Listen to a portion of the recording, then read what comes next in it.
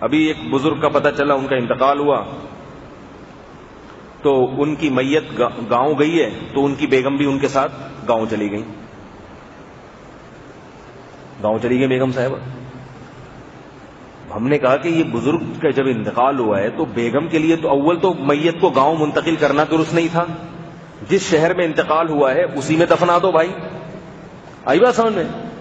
اور اگر میت کو منتقل کرنا ہے تو بیوہ کے لیے گھر سے نکلنا عدت کے دوران جائز ہے کیا؟ حرام ہے بالکل۔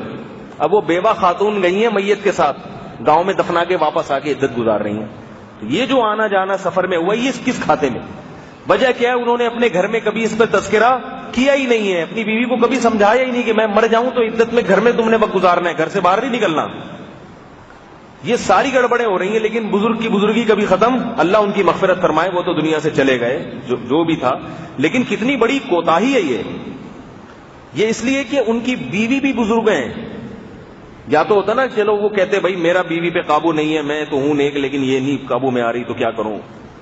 بیگم بھی مشہور ہے کہ کیا یہ بہت بڑی بزرگیاں ہیں۔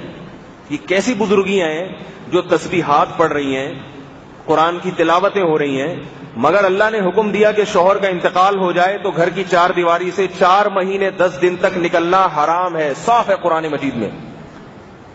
یہاں تک فقہا نے بیان کیا ہے کہ عورت کو، دیکھو عباسی شہید ہاسپٹل کے دروازے پر عورت کھڑی ہے، اس کا شوہر ایمرجنسی وارڈ میں، میں مسئلہ بیان کر رہا ہوں، ایمرجنسی وارڈ سے اطلاع آئی کہ آپ کے میاں کی ڈیتھ ہو گئی ہے، عورت منہ دیکھنے کے لیے نہیں جا سکتی اپنے شوہر کا، نہیں آ رہی میرا خیال ہے بات، فوراً موت کی جیسے ہی اطلاع ملی ہے عورت پر لازم ہے کہ اپنے گھر پہنچے فوراً۔